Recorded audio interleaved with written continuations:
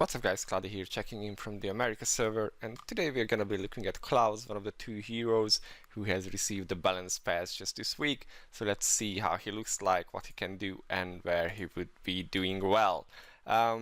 Klaus, he is the original tank of the game and turned out to be one of the protagonists too. So yeah, let's see what he can do. He was always classified as a physical amplifier, anti-physical damage tank, and they have changed that a bit to make him more versatile, more useful in various situations. So that's pretty good. Let's see how he works. Interestingly, his S1 skill is the same name as that of Loman. Let's see what it does. 2 mana, 9-second cooldown, leaps into the air and deals damage, and stuns enemies for 5 seconds. So for a 5-second stun on a 9-second cooldown is actually pretty nice. Yeah, it doesn't really have any fancy stuff baked into it, but his unique treasure will change this a little bit. The one thing the patch changed here is that the extra stun time, it used to be 3 seconds, and the skill book would make it 5 seconds. Now the skill book just increases the damage, and the 5 seconds is baked into it baseline. Let's move on. Let's see what his other skill is. Shield Strike. This was changed a little bit. Honestly, I didn't even remember that the damage of it was proportionate to his own PDEF, but that seems to be the case. So this is like a knockback, a 1 mana 8-second cooldown, does some damage. And what they have changed here is hit enemies have their all def and attack speed reduced by 30%. This used to be just physical defense, and of course the speed was already there. This is one of the great skills that Klaus had that made him very useful for dragon raids, where you didn't want the bosses to be casting skills because you would just die. But that was a very long time ago. Nowadays speed reduction is mostly just a PvP thing. When Klaus successfully blocks an attack, this reduces the cooldown by 0.5 seconds. And apparently my voice is trying to fail here, but not gonna let it. So okay, yeah, this is alright. It gives a defense reduction, which is cool, and the speed reduction where it works. In most endgame bosses, this doesn't really do anything because you can't shred them and you can't attack speed reduce them.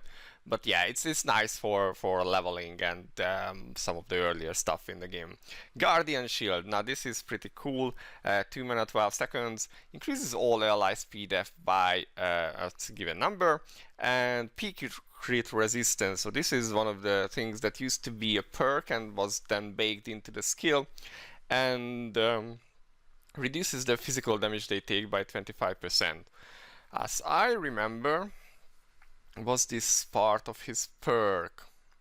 No, this might just be some new...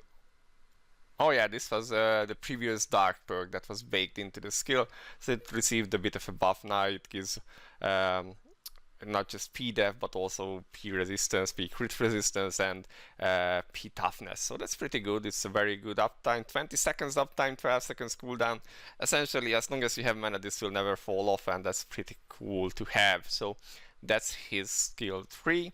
And then his passive, upon blocking, deals damage to the frontal enemies, reducing their attack by 20% for 8 seconds, and recovering own mana by 300. When an ally excluding self takes damage, increases all ally speed F and P crit resistance. This effect only activates once every 10 seconds, but it has like 8-second uptime, so that's pretty cool actually. And some of this is actually coming from his previous perks too. I believe this was his tier 5 dark, where if anyone else but himself takes damage, then it increases their PDEF, so that got also baked into the skill. Attack down is a very important stat to have, especially in endgame stuff where you aren't really protected by shields, and in some cases even when you have like fray shields. So yeah, this is good stuff. Yeah, it has a good uptime. 8 seconds uptime for 10 seconds. There was a note on the patch notes that there used to be a part where this skill would cast faster, and it was just baked into the skill baseline. I think that was one of the perks maybe, but yeah, so that's already part of the skill. It's just not mentioned anywhere. So as you can see, he's mostly about doing stuns, physical defense, and reductions to the enemy armor and enemy damage. So that's pretty cool for a tank that seems like a quite wholesome set. Let's see what his talents do about this. So let's see, skill 1, cut ground light, decreases the cooldown of the skill by 2 seconds.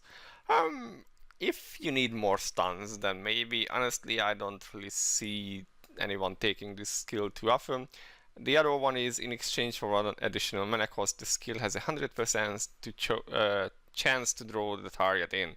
So this is something you might do in PvP if you want to use him like a puller. Very few people run Clouds in PvP these days because he just doesn't really have the kind of tools that PvP tanks need. Although I do remember a certain chase meme getting yeeted by a Cloud, which is kind of funny. But yeah, I think these two aren't really useful in most situations, would probably skip. Let's see. Shield Strike increases all damage the target takes by 25% for 10 seconds. So this is actually pretty nice. The cooldown of this skill is fairly low and the uptime is 10 seconds, so it's pretty much a 25% uptime for the skill or for this buff.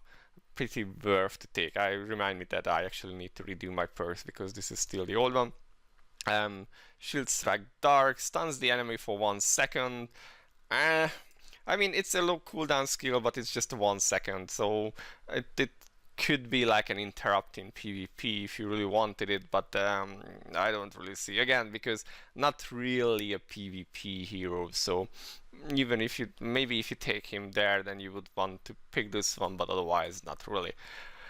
Let's move on. His skill 3, so death boost is increased by 40%, yeah, that can be useful. And then the changed S3 Dark increases P-block chance by 250 for the duration. So this gives the entire party, because his buff goes on to the entire party, at 250 P-block chance. That's pretty good, especially in the TM era where stats are kind of scarce and hard to come by. So yeah, that's a good stuff. I'm definitely seeing people picking this perk when survival is an issue. So yeah, that's a good stuff. Now let's see his S4, because these got changed. Increases all damage the hit target takes by 20% for 10 seconds, and 10-second cooldown will be applied. So yeah, the skill itself is also on a 10-second cooldown, so that's quite alright, and the uptime is 10 seconds, so another 20% all damage buff along with this one. That's quite alright, plus the defense reduction from his S2. Yeah, he's quite nicely coming along as a damage buffer. From a full-on defensive tank, he's becoming a pretty nice damage buffer now too. Let's see, his other perk reduces an additional 10% of attack. So this makes it from 20% to 30%, which is quite a lot actually. A lot of characters do not have that much built into their kit, so again, if survival is more of an issue than damage, then you can take this perk over S4 Light. But both of them are really viable. It kind of depends whether you want more survival or more damage done. And then let's see what his new tier 5 Dark is. At the beginning of each battle, increases attack of all allies by 15%. This effect can be stacked up to maximum 3 times and is irremovable, which is quite useful in a lot of situations, especially in multi-wave places, because then you can get like a 45% attack. You can also notice that the skill doesn't have actually a cooldown, which is pretty, not a cooldown, like a duration. And if you go with him into any kind of battle, you can see that there is dark buff icon, but it's not ticking down, so essentially it has no downtime. And compared to, say, Glambis or Naraxis, who have similar buffs, but they are on a limited timer. So yeah, that's pretty good. Even if you are going on a single stage battle, this gives you 15% attack to everyone, and 15% attack is nothing to write off really. So yeah, that's a pretty good stuff. Definitely worth taking. So yeah, I have seen some builds actually where people actually omitted taking the tier 1 perks and went for an extra tier, either tier 2 or one from the tier 3 ones, or even just picking up his tier 5 light for the extra stats. So that's an interesting choice. Essentially, yeah, well, basically you get more P-block out of it for 15 points instead of 20. So you could technically just drop these two and take this for 15 points instead of spending 20 here. So you could save some TP here if you were to pick this up, depending on your party, whether you need experienced fighter, of course, or you can go for battle cry in some situations. This again, for instance, in trial where you need the extra HP can be useful, but depends what your other tanks have and what perks they bring, so that can be also quite good. Alright, so these are his perks. Yeah, all his 3 skills except the S1 have really good perks, and his tier 5 dark is really useful. So yeah, you can pick some really good stuff for him. Let's see his unique gears, because this took quite a bit of upgrades to made him even better. So let's see his unique weapon. So after using his own own active skills, so his passive one counts 3 times, increases all allies PDEF by 10% and attack by 10% for 15 seconds. So this was actually originally 10 seconds and they upgraded it to 15 seconds, which is quite nice. The attack boost effect multiplies by 2 for the ally with the highest attack, so they get the double boost in attack. So let's see, at maximum this is a 25% PDEF buff and a 25% attack buff, 50% attack for the highest attacker. That's yeah, that's a pretty big boost. Definitely worth having if you are building Clouds for the contents where he is good at. Let's see. Then his unique treasures. I actually only have 2 of them, so let's just go to the index and see what they do. Item index, and we're gonna need knights only, and unique treasures not. So S3, so this one, upon activation, this is his shield skill. Well, all of them are like shield skills. The one that increases physical defense for your team and makes them take less P damage. So upon activation, dispels all negative effects from self and increases death boost by 20%. Again, what's with my voice today? So if you up this to 5 stars, then it will give you an extra 50% boost, which kind of would make the S3 perk redundant, I think. The S3 light that gives extra defense. In most cases, I think you wouldn't take this one. There is a case to be made for it in Trial of Earth, where this acts as an extra dispel on your tank, and depending on where your class stands, that can be quite handy, because the debuff stacks can be pretty hard on you. Also, there were like cases back in the day, I'm not sure if the people still do that, but like for instance with Chase, who wouldn't get knocked back and then would eat an auto attack, although nowadays you kind of shield the boomerang skill, so maybe this is not really needed anymore. Might take it there, but yeah, it's like a 12-second cooldown, I think. So yeah, so the dispel or cleanse itself is not that good, but it's not bad either. So you could have this as a skill for places where you have limited number of characters and you need the extra cleanse, but otherwise it's not really his best unique treasure. Let's see if I can actually find where his other stuff is. I haven't looked at, this is his other stuff. Shield Strike, so this is his S2.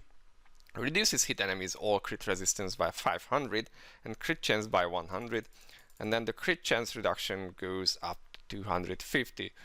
Definitely has PvP written all over it, because Cloudie already brings some peak crit reductions there. So technically you could like really shut down a physical damage dealer. So that's quite interesting, I think.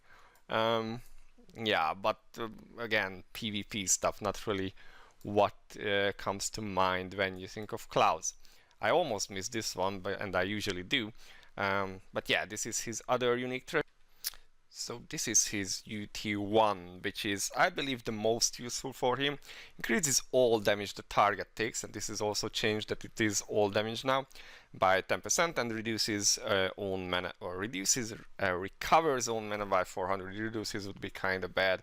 So let's see, this goes up all the way to 25% at max, has a 10 seconds uptime, which is pretty cool because the skill itself has like a 9-second cooldown. So yeah, this is what you would build for him in most cases, because it just gives more damage. 25% is reasonable, not too big, not too slow or low. quite good to have. And then where is his UT4? I'm so blind. Was it the mittens? It was the mittens, wasn't it? Yeah, of course it's the mittens. Upon activations, heals HP by 2% and increases own P-def by 20% for 5 seconds. This goes up to 50%. 2% max HP heal every 5 seconds. Or no, every 10 seconds, because the skill itself has a 10-second cooldown, is pretty low, I think. And the increased P-def by 50% for 5 seconds. Yeah, the uptime is not great, and he gets so much P-def. I think this one in particular isn't terribly worth it. Again, I would go with either UT1, that's what most people are building, or UT3 for those specific cases where you might want his cleanse, but otherwise it's not that useful. Why did I just do that? Let's go back to Cloud. So let's check his soul weapon, because that took quite a bit of upgrades too. Goodness, I think I might be going down sick, because that's like the third time my voice started fading or failing. Alright, let's look at the soul weapon. So this took a bit of an upgrade too. They moved down the advancement phase 1 and baked into the basic skill and gave it a new advancement phase 2 bonus, and the previous one moved down to A1. So yeah, it's quite nice now. So increases P-def of all allies by 7. Oh, they actually changed the charging mechanic. Now it's not 80 hits, but like skill activation 5 times. With his low cooldowns, that's fairly fast. Like he can do it not PvP kind of fast, but within a battle it will not be a problem for him to get 5 skills off, especially like with his S2 even recharging from blocks. Alright, so increases P-def of all allies by 70% for 12 seconds.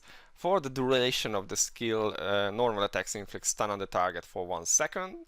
So that's quite nice actually. And reduces its all defense. This is again a change that they made there, that it used to be just physical defense, but now it's actually all defense.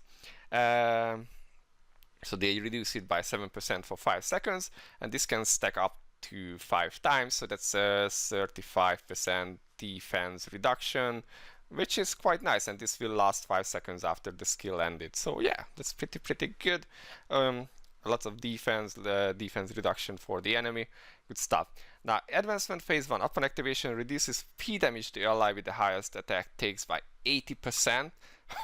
80% physical damage reduction, Jesus, that's a lot. And increases the ally's attack by 100% of Cloudie's P-def for 12 seconds. This effect is irremovable. Wow. So something that scales from his P-def into attack. Yeah, like an average trial tank, for instance, has like 200k P-def. That's easy on paper. That's on paper. Like on the character sheet, actually, that's a lot more. And you get 100% of that for 12 seconds, and it's irremovable. Jesus, the damage reduction is just like the nice icing on the cake. But yeah, Jesus Christ. Okay, this is really good. Like, well, I'm not gonna lie, this is OP. Upon activation, increases damage the ally with the highest attack deals by 15% for 12 seconds. All right. And Cloudie's normal attacks increase all damage the target takes by 20% for 5 seconds. Again, this is an all damage increase to the ally with the highest attack. That's massive actually. The way they rehold his soul weapon and unique weapon and his abilities just make him really versatile and very useful. I can totally see why people are like making memes about Aselika in her grave. Yeah, unless you really need that cooldown reduction, Cloud is just so much better now. So yeah, definitely anti-physical damage. You can see that in his kit. So any place where you need to be taking less physical damage, he would be really good. Now, of course, Trial of Earth is one of the main places where Klaus was good before, and he's good now, or even better now. So not all comps used him, because there was like Glambis and Loman. With all these buffs, he might take a place there. Shakme is an interesting idea, because Shockme ignores defense, and Clouds gives a lot of defense, but he also gives physical toughness and physical block now, which is quite nice to have there. Plus, with the increased bonus damage that he brings to the team, he might actually be a good pick there. So I think both small and big Shockme, you might see Clouds popping up from now on. Those would be his main parts, and I believe also Siegfried, who is of course full on physical damage, and now that you bring again defense, block, and toughness into the game, that's pretty good. Plus of course all the added bonuses. I think Siegfried himself can be shredded, so the defense reduction doesn't help there, but whatever. And of course there is Escalon, which is a multi-phase battle, and as I recall, it's not practically mentioned in his skills, but Escalon also does physical defense, so Klaus could be like a good pick there. Usually people run with Glenbis, who is a more attack-oriented character and helps you clear the ways faster, but yeah, I think Klaus could be pretty useful in those too. Eclipse, of course, multi-stage battle. Toward the end, I think the more dangerous enemies are more magic related, so he might not have an edge or in there, but he definitely is a viable Eclipse tank now. It's kind of good that you get early on a free tank that you can run Eclipse with, even if he's not the best at it. So yeah, all in all, I think Klaus has received a pretty good buff, and the rainbow keys are just for your own sake. Definitely has more uses now. It's not he's not limited to magic teams, or not limited to physical teams only, because magic can use him now as well. So yeah, that is my verdict. He has pretty good uses in PV. Maybe world bosses. Well, world bosses are kind of tricky because you have very limited number of buffers, and a lot of teams have opted to actually not bring any kind of tank at all. Also with Jane's buff, she has been making a comeback recently. Maybe there. I don't see him. Maybe in Lacrel in GC, but most guilds kind of skip the lizard nowadays because he's less worth than the other ones, I think. But yeah, that's what I think. That's how I would build Klaus. He is definitely worth now, and I'm looking forward to running him on my alts and also my main. I have like 10 Eclipse teams, and I'm really happy that he will be doing better now if he can stop dying, because I have a terrible healer for him. But that's a different story. Alright guys, so this has been my review of Klaus. Said, obviously, anti-physical buffer, but he really does it well now, and he can buff all sorts of teams. So I think he's in a really good spot after the buff. Let me know what you guys think in the comments below, and I'll see you in the next one. Cloudie out for now. Bye bye.